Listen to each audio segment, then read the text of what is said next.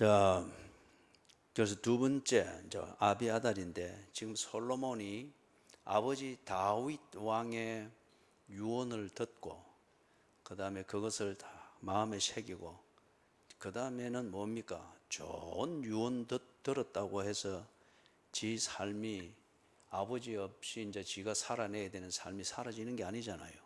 그죠? 좋은 말을 듣고 지혜의 말을 듣고 지혜를 깨달았으면은 그리 살아라는 겁니다. 그래서 솔로몬이 그리 살기를 시작합니다. 그 그리 살기를 시작하는 첫 번째 그 사건이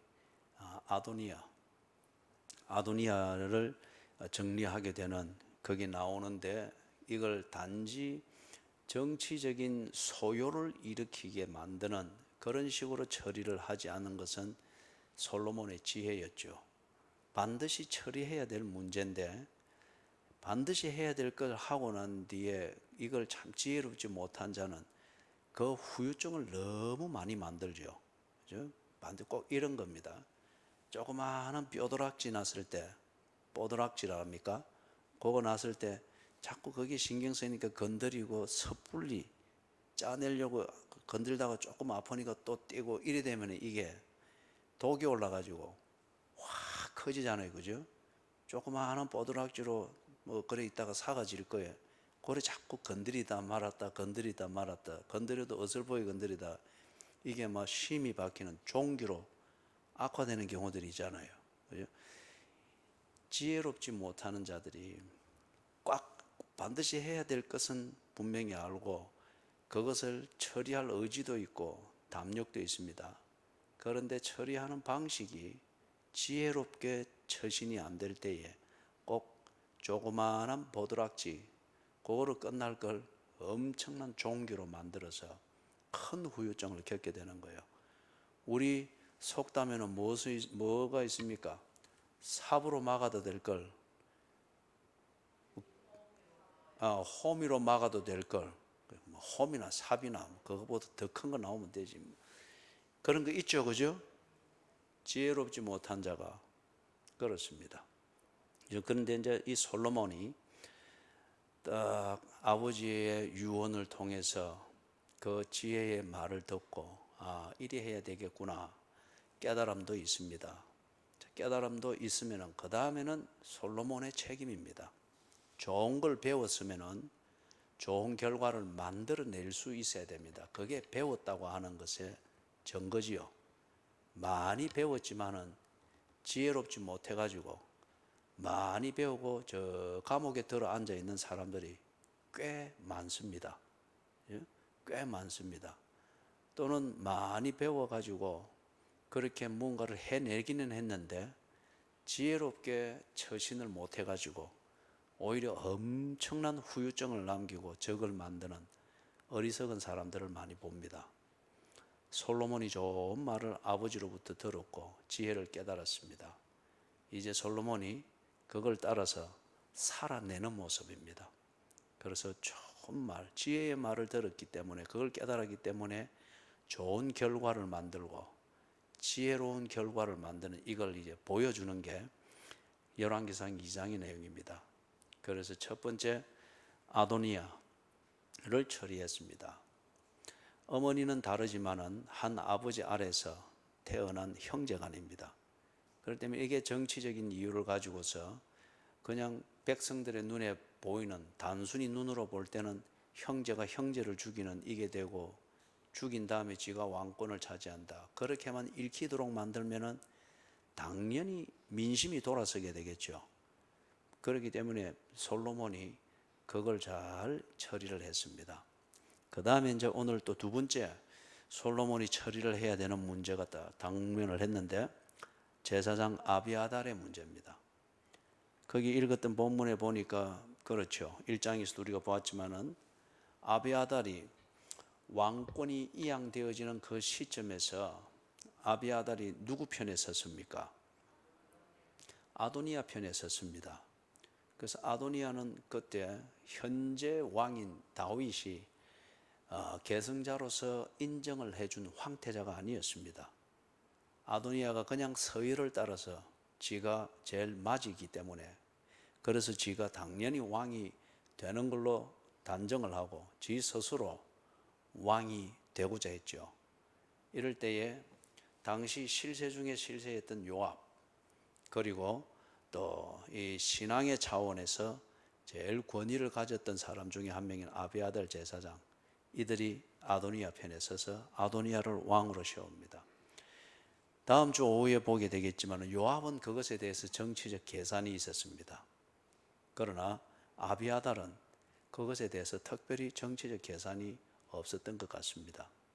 그래서 어떤 면에서 보면은 아비아달이, 여러분들이 이 아비아달을 거기 나오는 관주대로 이렇게 거꾸로 추적해서 가보면은 아비아달의 족보를 볼 수가 있습니다.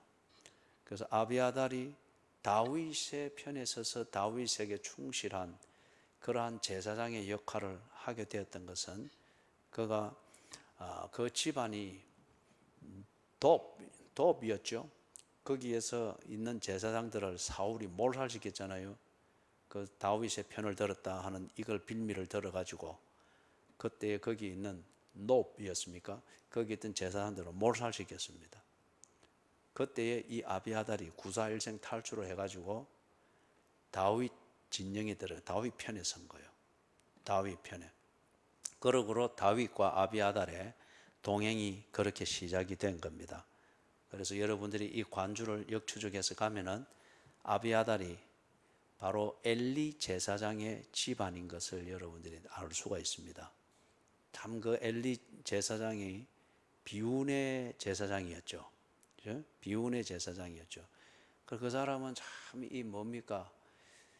제사장의 직분을 감당함에 있어서 제사장의 그 소명, 하나님께서 왜 제사장을 구별하여 세웠는지, 그렇기 때문에 제사장은 뭘 해야 되는지, 다시 말해서 여러분이 집사라고 해서 또는 권사라고 해서 아니면 목사라고 해서 그게 그 자체로서 신앙이 참 그만큼 좋다, 그 자체로 구원을 그리 말할 수 없습니다. 가짜배기 목사가 많고 가짜배기 집사들은 더 많고, 그죠? 그런데 그 직분이 가지고 있는 교회라는 이 사회적 그 기능, 어떤 그것으로부터 사회적으로 인정을 받는 그것을 가지고 거기에 맞추어서 이렇게 행세를 한단 말이에요. 그렇기 때문에 겉으로 볼 때는 다 그만큼 신앙이 되는 것 같습니다. 그런데 내용을 볼 때는 하나님과의 인격적 교제가 없습니다. 그렇기 때문에 집사다운 삶을 위한 고민이 없어요. 목사다운 삶을 위한 고민과 희생이 없습니다.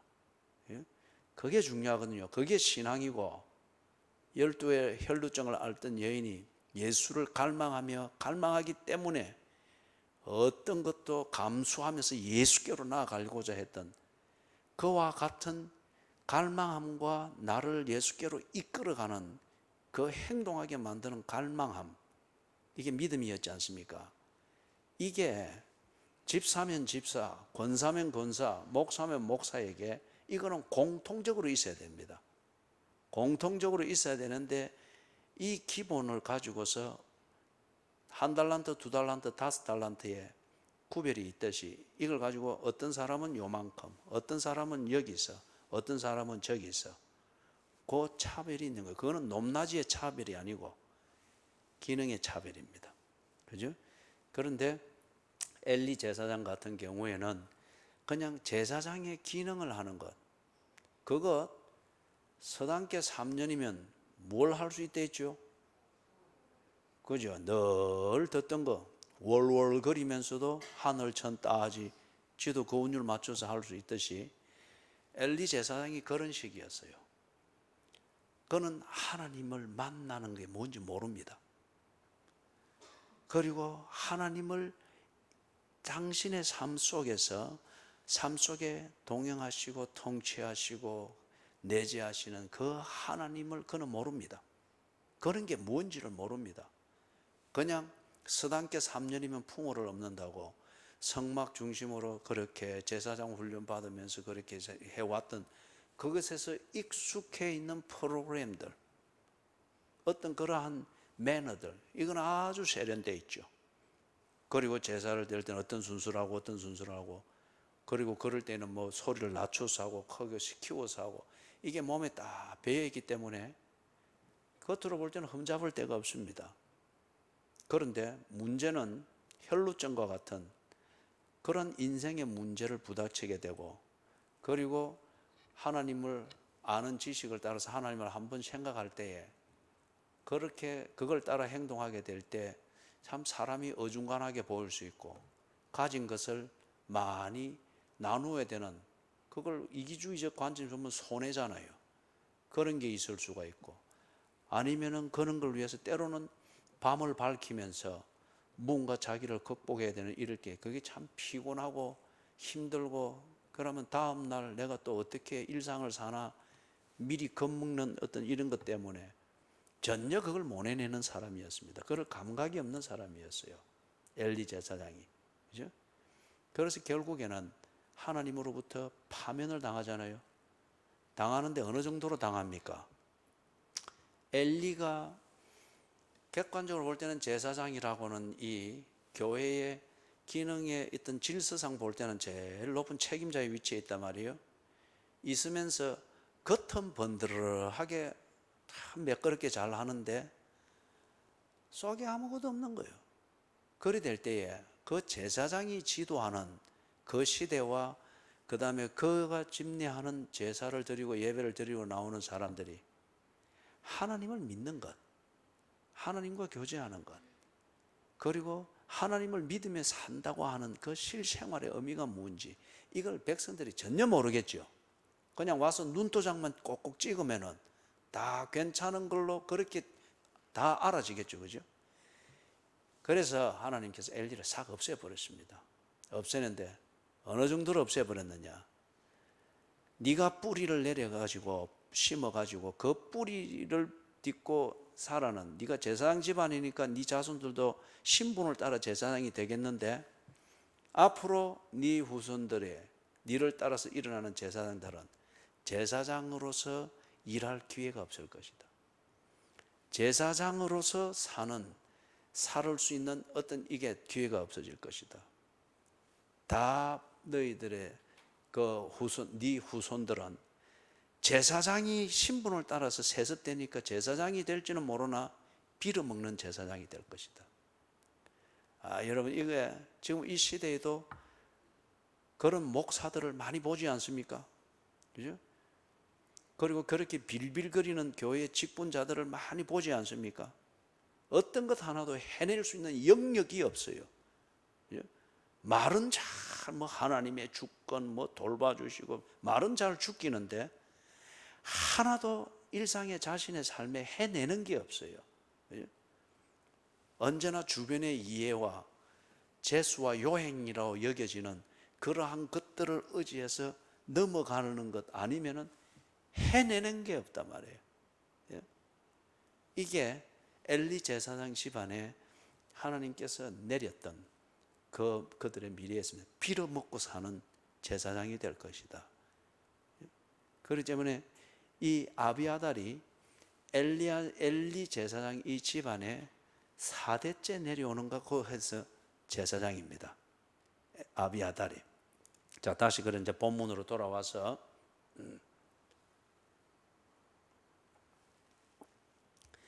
이 아비아달이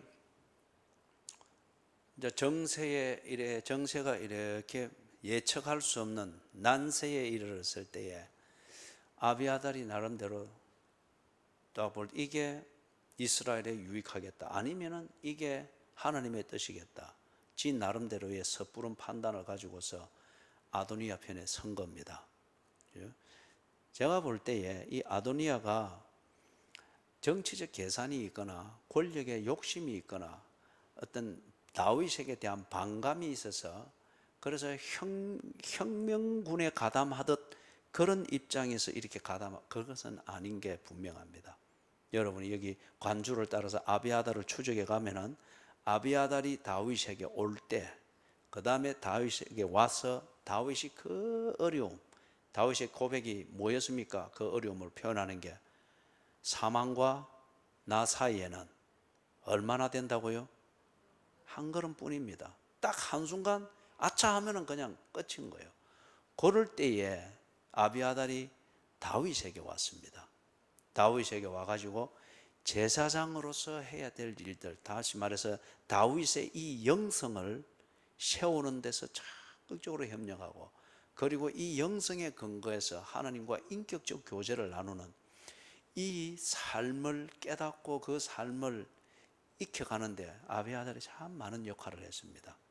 그것도 참 어려운 때에, 어쩌면 사례든 뭐든 이런 걸 생각할 수 없을 때에, 이제 그렇기 때문에 이 아비아달이 지금까지 지나온 이 행적을 볼 때 이 사람이 뭐 다른 계산을 가지고 아도니아에게 붙어가지고 그래 했다기보다도 자기 입장에서 볼 때 그게 옳은가 싶고, 그게 이스라엘의 다음 행보인가 싶고, 그게 하나님의 뜻인가, 나름대로 그렇게 생각했을 거예요. 우리는 이걸 보고 순수하다 그럽니다. 그죠? 순수하다. 아비아달은 요압과 달리 순수했던 사람인 게 분명합니다. 그런데 문제는 뭐냐? 조금 전에 이야기했다시피 지혜가 없었습니다. 시대를 읽고 그런 시대에 어떻게 처신해야 되는가, 이게 하나님을 바로 섬기면서 지금까지 나름대로 바르게 배웠고 바로 익혔고 바로 신앙생활을 했으면은 분명히 그 난세에 내가 어떻게 처신해야 되는가, 그게 지혜지 않습니까? 내 앞가림을 어떻게 해야 되는가를 판단하는 게 지혜지 않습니까? 그리 할 수 있는 사람인데, 그런데 그 지혜가 없었습니다. 순수했어요. 지혜가 없습니다. 사리사욕이 없습니다. 그런데 지혜가 없습니다. 여러분, 이럴 때에 우리는 그 처신의 합리화를 위해서 자는 자여 어찌 미뇨, 예수님이 그리 말했죠, 그죠? 그래서 우리는 자주 그렇게 말을 합니다. 순수했습니다. 나는 순수했습니다. 이제 큰 실수가 일어나고 난 뒤에, 그죠? 그럴 때에 그걸 변명하고 합리화할 때에 자주 그런 말을 쓰죠. 다른 악의가 없었습니다. 내 마음은 순수합니다. 또는 누군가를 위해서 변명해 주려고 할 때도 저 사람은 순수합니다. 다른 악의가 없습니다. 그런데 언제나 문제가 만들어진단 말이에요. 언제나 똑같은 문제가 만들어지고, 언제나 가족이면 가족, 교우관계면 교우관계, 직장이면 직장, 아무 덕이 안 되고 오히려 자꾸 해만 만든단 말이에요. 그런데 자꾸 변명은 착하다는 거예요. 순수하다는 거예요. 저 사람은 사리사욕이 없다는 거예요. 여러분, 그리스도인이 그리 돼서는 안 됩니다. 한 달란트 받았다라고 해서 욕할 일은 절대 아닙니다.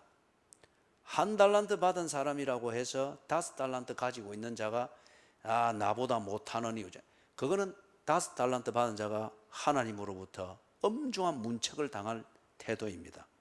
1달란트, 2달란트, 5달란트, 또는 부자, 가난한 자, 많이 배운 자, 적게 배운 자, 잘생긴 자, 못생긴 자, 이것은 다 목적을 위하여서 내가 가지고 있는 나의 특징입니다. 내가 가지고 있는 나의 특징이, 어떤 사람은 밖에서 일하고, 어떤 사람은 안에서 일하고, 어떤 사람은 책상에 앉아 일하고, 어떤 사람은 기름칠한 공구를 들고 하루 종일 일하고, 그죠? 다 그게 합력하여서 이 한 사회의 발전을 이루지 않습니까? 그것처럼 1달란트 받았다, 2달란트 받았다, 5달란트 받았다, 이것은 내게 주어진 그 목적을 이루는 데 있어서 내가 가장 효과적으로 내 시간과 에너지와 내 재주를 사용할 수 있는 나의 역량입니다.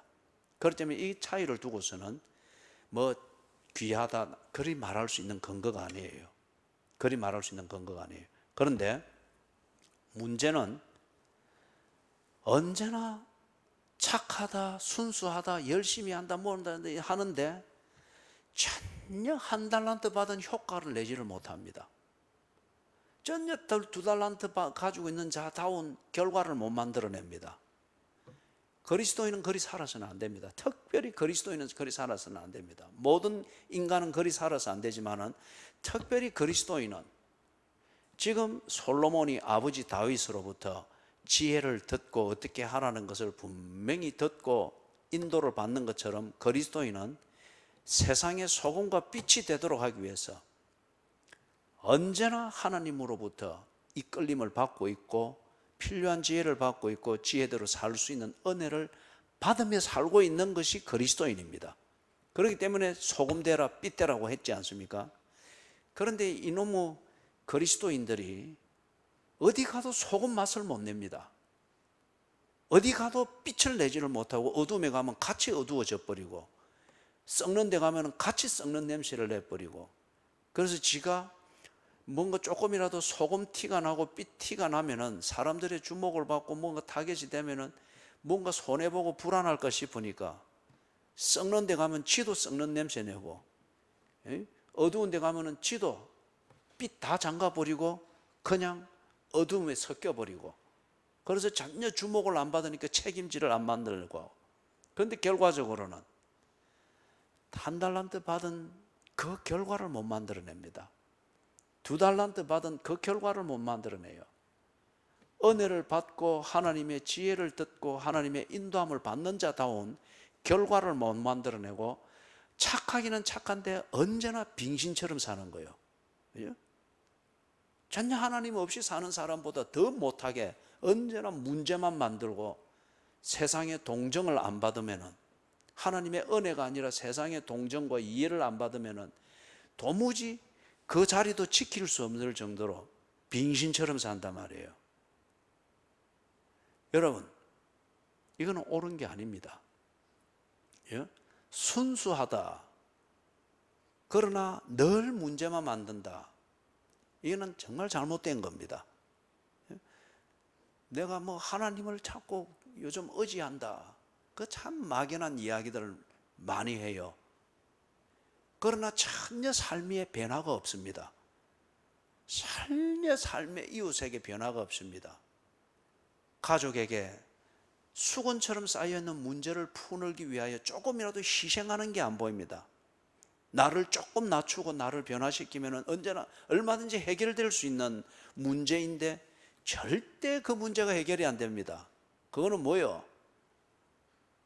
순수하다, 착하다는 말은 듣는지 모르지만은 착하게 살지 않는 거예요. 순수하게 만들기 위해서 어둡고 불결한 그러한 삶의 정황, 가족의 문제를 위해서 내가 뛰어들미 없다는 거예요. 그죠? 아비아달이 순수했습니다. 그러나 지혜가 없었습니다. 지혜보다는 그 상황에서 대세를 따라 그냥 흘러갔습니다. 대세를 따라. 그러면서 지도 보기에 이러면은 다음 왕위가 이렇게 개성이 되고 뭐 안정이 되겠네 하는 단순한 판단이, 대세가 그렇게 만들어 가니까 지도 거기서 나라의 안정을 위해서는 이리 해야지, 뭐 그런 식이 됐겠죠. 여러분, 순수하지만은 지혜가 없는 것, 이걸 보고 우리는 순진하다 그래요. 참 사람들이 이용해 먹기 좋습니다. 착하니까. 그런데 내 앞가림을 어떻게 해야 될지 지혜는 전혀 없고, 그래서 그냥 주변에서 만들어지는 대로 착하게 그냥 묻어갑니다. 이래 하라면 이래 하고 저래 하라면 저래 하고 다 흘러가는 게, 이러면은 또 그게 길인가 싶어서 같이 이래 가는데 오오오 해주자고, 지는 지 살이 사욕이 없어요. 그런데 그리 하는 게 다 그런가 싶고 그리 간다, 뭐 그렇게 또 묻어간다 말이에요. 순수하지만은 지혜가 없는 것, 이걸 보고 우리는 순진하다 그래요. 순진하면은 반드시 이용만 당하고 더 이상 이용할 가치가 없으면은 버림을 당합니다. 더 이상 이용할 가치가 없으면 버림을 당해요. 뭐 우리나라도 지금 고아원 시스템이 그런 거잖아요. 법상으로는 뭐 몇 살이 되면은 이제 독립하게 해서 나가게 한다. 이게 뭐 자립심을 키우고 뭐 그런 좋은 명분은 붙일 수 있는데, 나가서 자립할 수 있는 시스템이 되느냐 말이에요.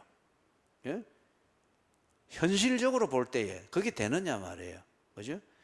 왜 나라가 표를 의식해서 젊은이들의 일자리 무엇자리 뭐 또 신혼 부부의 보금자리 마련하는데 뭐 특히 많은 이야기를 하는데, 실제적으로 한 분야를 보자 이거죠. 그죠?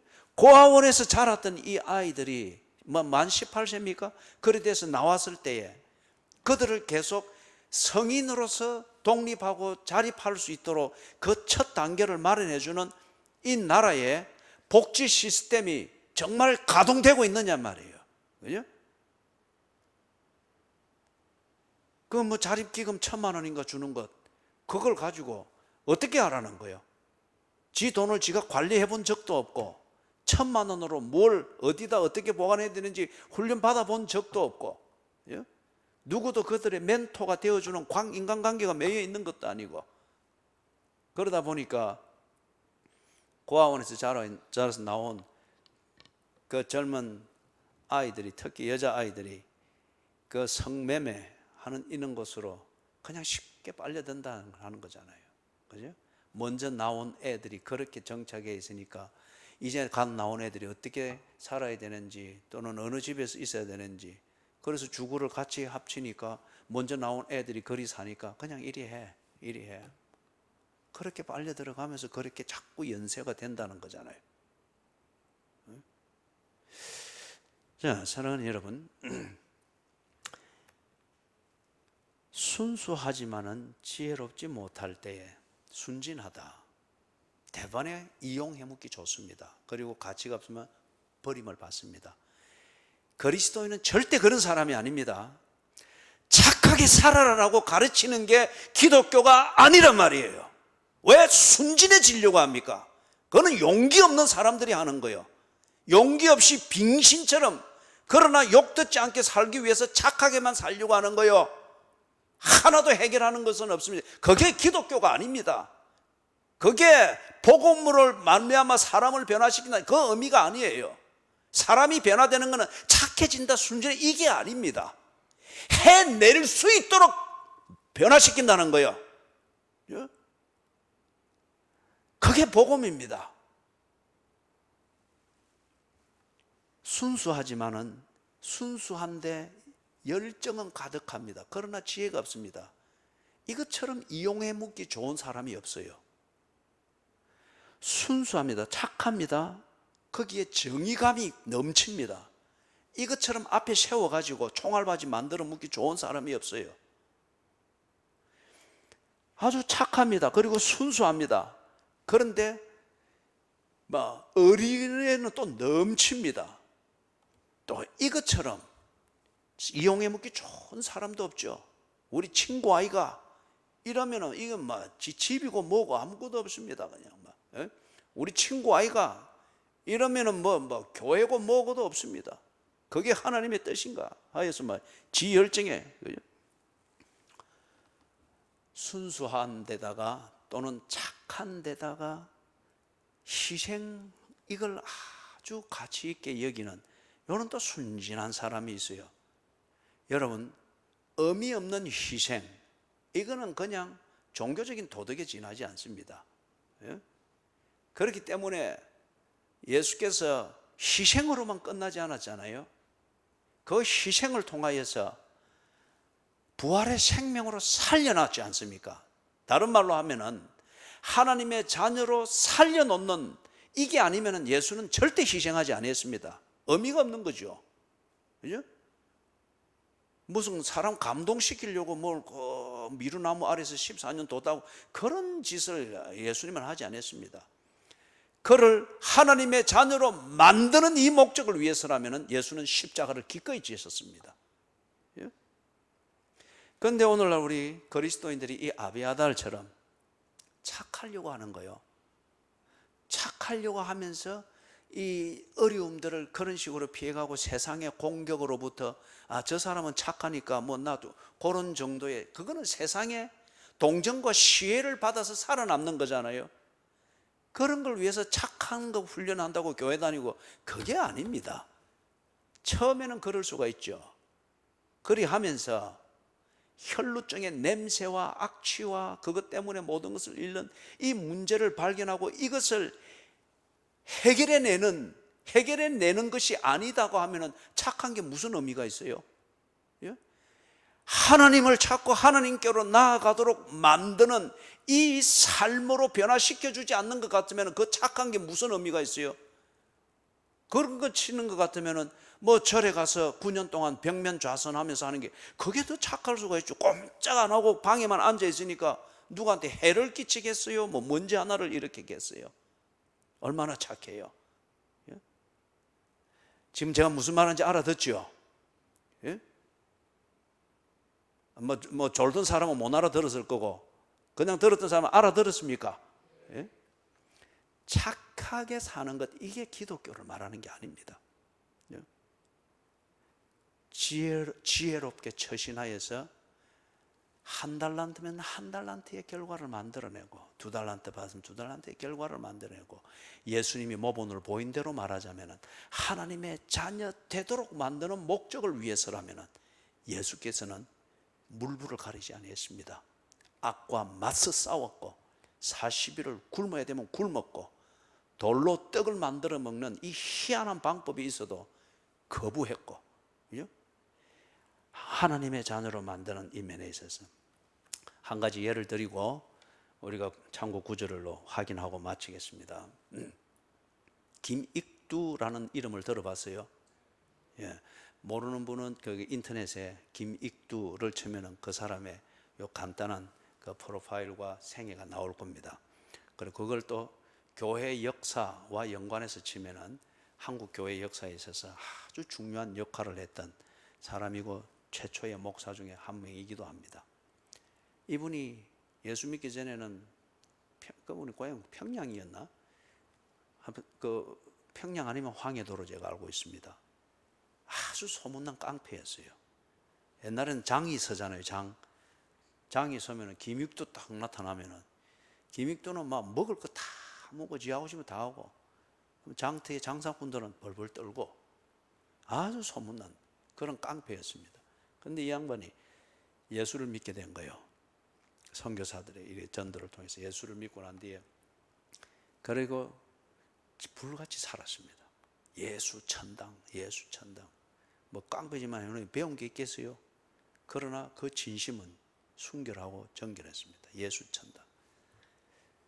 이제 그렇게 불처럼 살고 많은 영향력도 미치고 때로는 기적이라 일컫는 사건들을 일으키면서 그가 말은 투박해도 이 기적과 같은 사건들은 여러분 진리, 선포되는 진리에 관심을 집중하도록 만드는 이정표와 같은 거예요.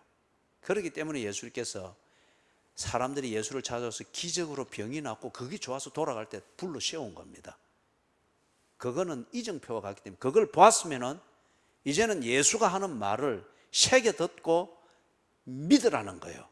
그래야 구원을 받았으니 평안이 갈지어다, 이게 된다는 거예요. 그죠?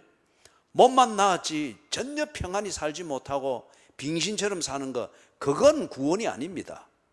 그게 복음이 주고자 하는 결과물이 아니에요. 병이 한 번 아니라 죽었다고도 살아났잖아요. 살아난 그 사람 또 죽었어요? 안 죽었어요? 죽었어요. 그건 부활이 아니에요. 그죠? 왜 그 엄청난 기적이라 일컫는 사건을 경험하게 하는 거예요? 그렇게 예수의 말씀을 통해서 일어났으니 예수는 보통 사람이 아니네. 집중하여 보라는 겁니다. 그럴 때에 그가 정말 구원을 받는 복음이 들려지고 깨달아지고 예수가 보인다는 거예요. 그냥 눈앞에 서 있는 나사렛의 청년이 아니라 구원하러 오신, 나를 찾아오신 구세주인 게 보인다는, 그걸 하기 위해서 때로는 어떤 사람에게는 기적과 같은 사건을 통해서 놀라게 만드는 거죠. 그런데 대부분의 사람들은 기적이라는 사건을 보고 놀라게 만드는 그거로 끝나버렸죠. 그죠? 김익두 이 목사님이 기적과 같은 사건을 많이 일으키기도 했습니다.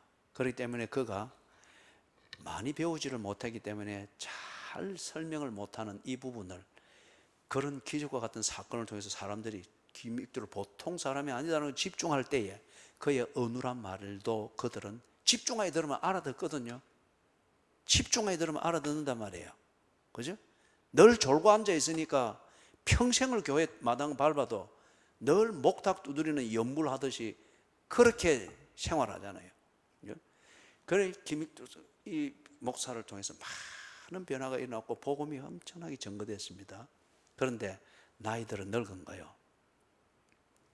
그때에 이제 북한이 김일성을 중심으로 해가지고 공산주의가 확 퍼지기 시작합니다.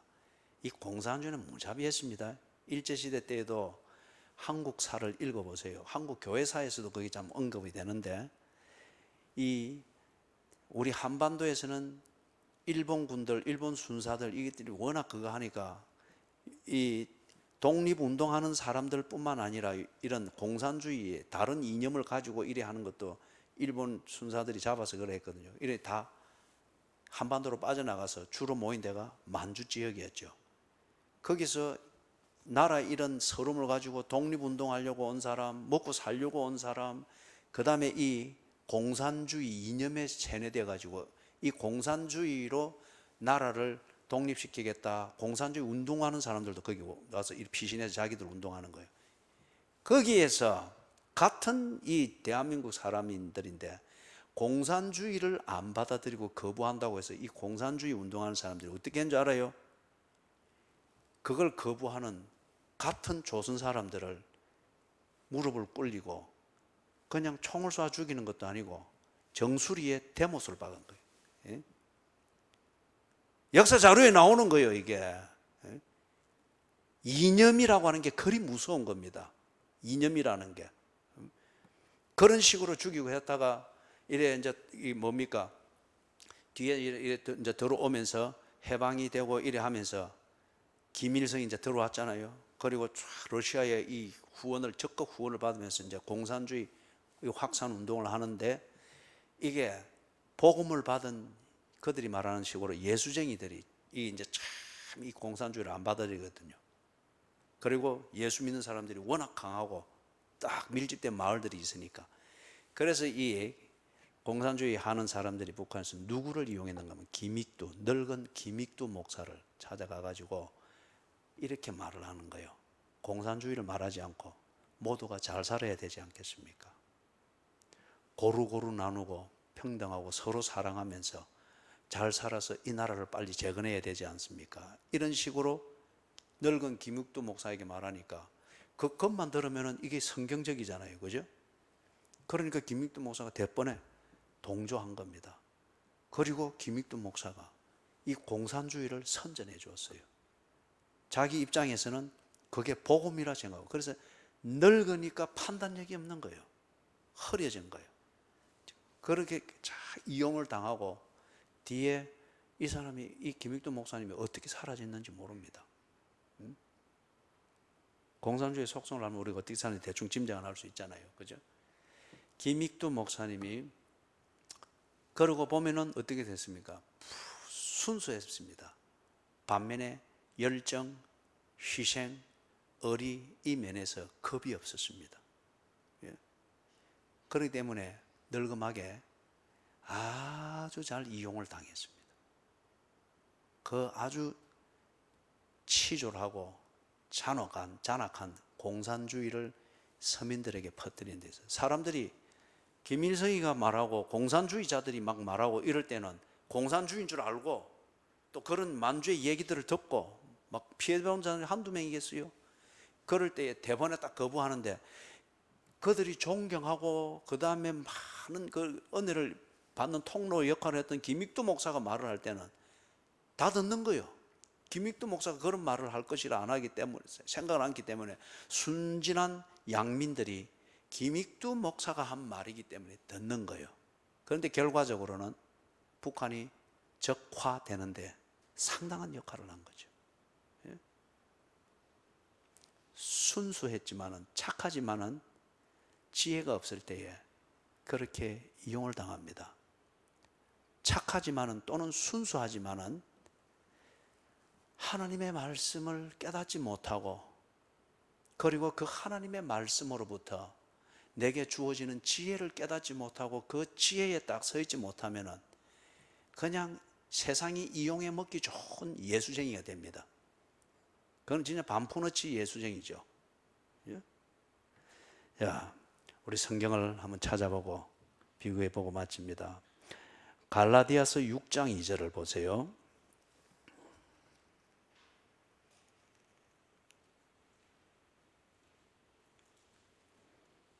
갈라디아서 6장 2절.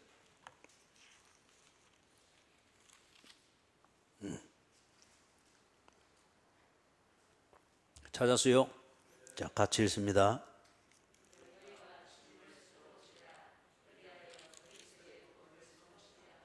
예, 너희가 짐을 서로 지라 그랬죠.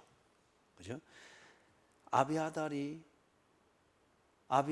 아도니아 편에 서가지고 요압과 함께 탁 쌍두마차를 이루면서 그리 했던 게 과연 짐을 서로 진 것일까? 갈라디아서 6장 2절에서 하나님이 말씀하시는 이것을 실천한 것이라고 하면은 아비아달이 그런 식으로 취급을 당해서는 안 되겠지요.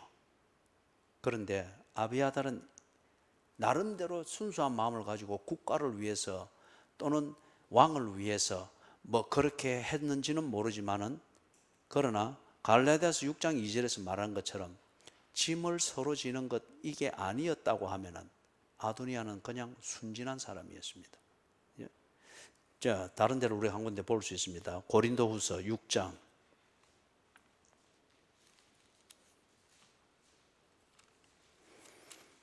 고린도후서 6장 14절에서부터 18절입니다. 6장 14절에서 18절 같이 한번 읽어볼까요? 너희는 믿지 않는 자와 멍에를 함께 매지 말라. 의와 불법이 어찌 함께하며 빛과 어둠이 어찌 사귀며 그리스도와 벨리알이 어찌 조화되며 믿는 자와 믿지 않는 자가 어찌 상관하며 하나님의 성전과 우상이 어찌 일치가 되며 우리는 살아계신 하나님의 성전이라. 이와 같이 하나님께서 이르시되 내가 그들 가운데 거하며 두루 행하여 나는 그들의 하나님이 되고 그들은 나의 백성이 되리라. 그러므로 너희는 그들 중에서 나와서 따로 있고 부정한 것을 만지지 말라. 내가 너희를 영접하여 너희에게 아버지가 되고 너희는 내게 자녀가 되리라. 전능하신 주의 말씀이니라 하셨느니라. 아멘. 아비아달이 제사장의 그 일을 다윗과 함께, 다윗의 통치 기간이 40년이지 않습니까? 그죠? 40년 반 그렇게 되죠.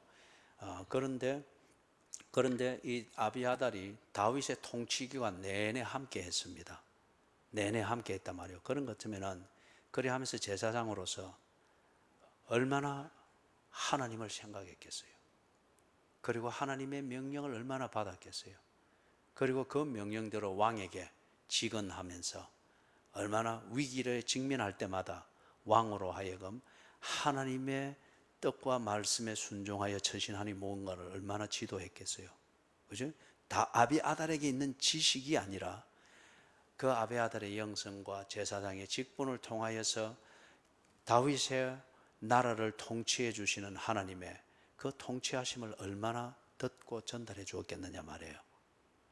그러면은 지금과 같은 이 경우도 다윗이 죽음에 직면해 있고 다음 후계자가 분명하지 못하는 이 시기도 이와 유사한 경우를 다윗의 통치기간 40년 동안 제사장 아비아달이 얼마나 겪었겠어요.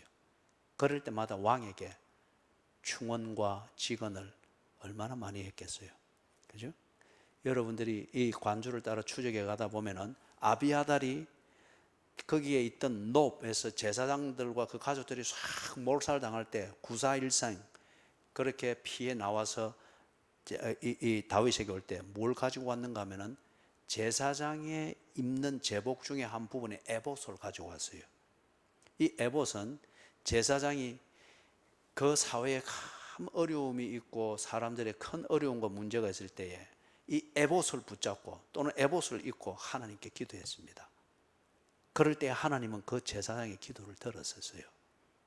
이 에봇을 가지고 왔단 말이에요. 그리고 가지고 와가지고 다윗이 참 어려울 때 막 자기가 어디 있는가를 알고 대군을 이끌고 그 일나로 이 사울이 군대를 이끌고 이제 잡아서 그럼 꼼짝없이 잡히는 거예요.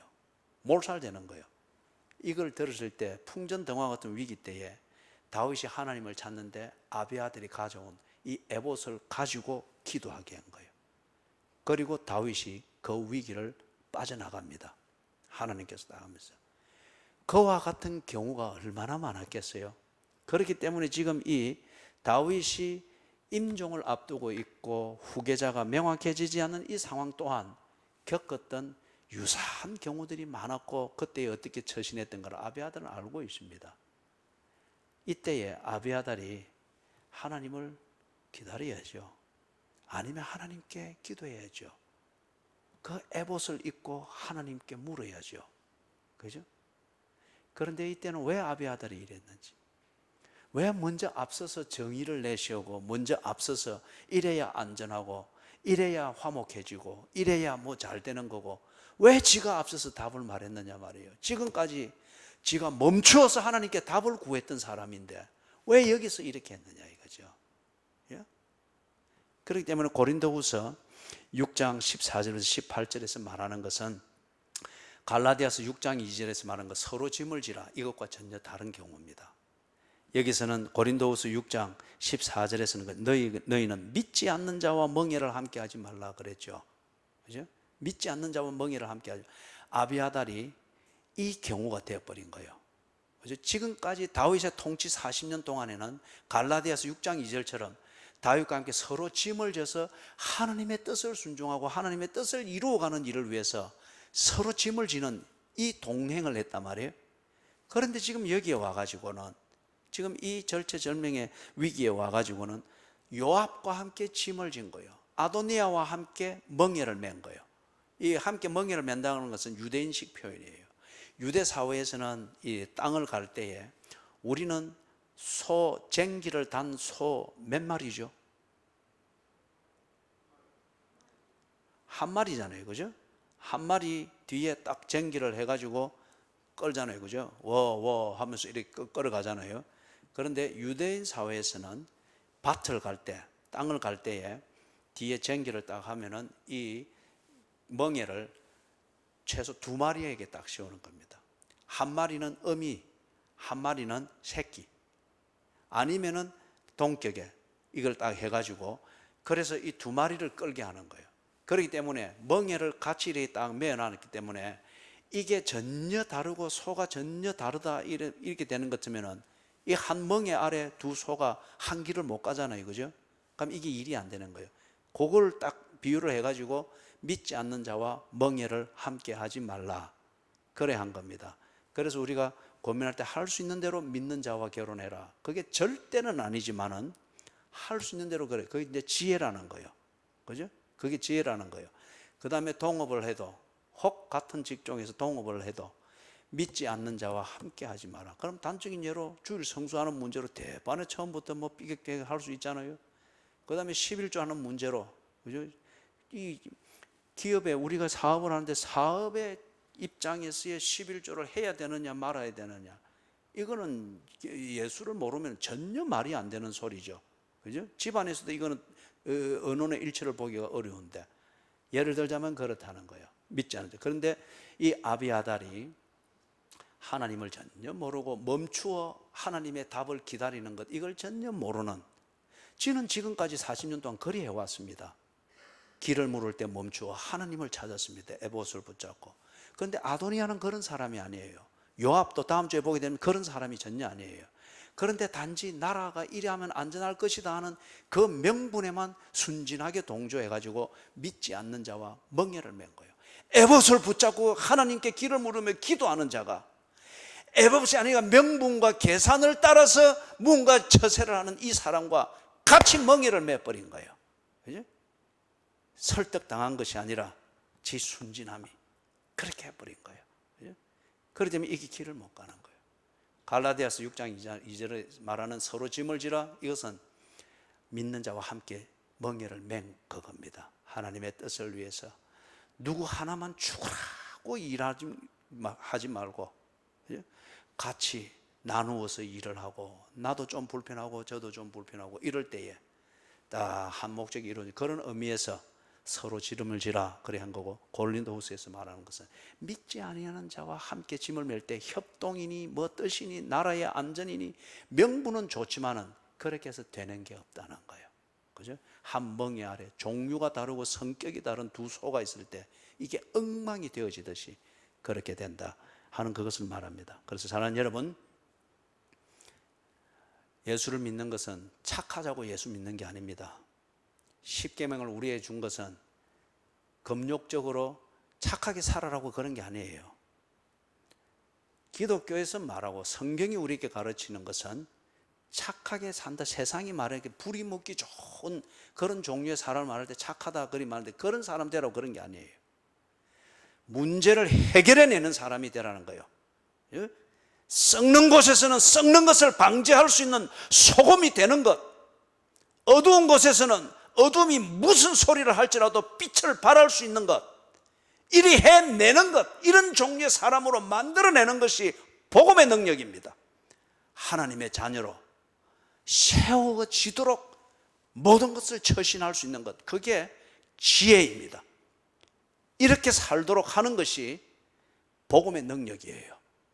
그리고 이런 삶에 대하여 성숙해지기 위해서 분명히 하나님은 우리를 그리 성숙하게 만들거든요. 그걸 위해서 날마다 경건의 생활을 하는 것이고 그 중심에 교회 생활을 둔 겁니다.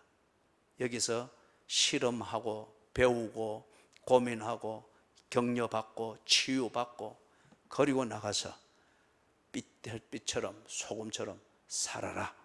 그게 지혜입니다. 그렇죠? 지혜. 절대 여러분 순진하다는 소리를 듣는 것을 가지고 위안을 삼으면 안 됩니다. 그러면 이미 빙신된 겁니다.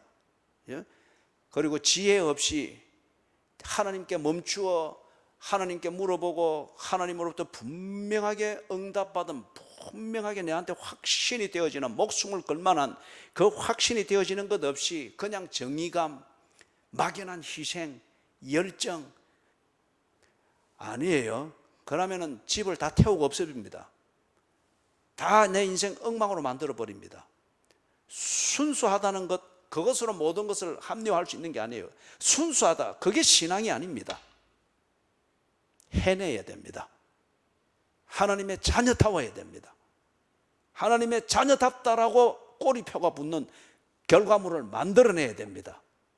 그러라고 하나님께서 우리에게 언제나 은혜 주시고 동행하시고 우리를 이끌어 주시며 통치하시는 것이죠. 예? 여러분은 하나님의 자녀지요. 여러분은 하나님의 은혜를 받으며 사는 사람이죠. 좀 이 말에 어피가 감정은 상하지 마시고 우리가 자극을 위해서 묻는 거니까, 우리는 착한 빙신이 아닙니다. 세상이 이용해 먹기 좋을 때는 착하다, 예수 믿으면 이래야지, 그 말에 진심이 전혀 없어요. 그 말의 진정한 의미는 뭡니까?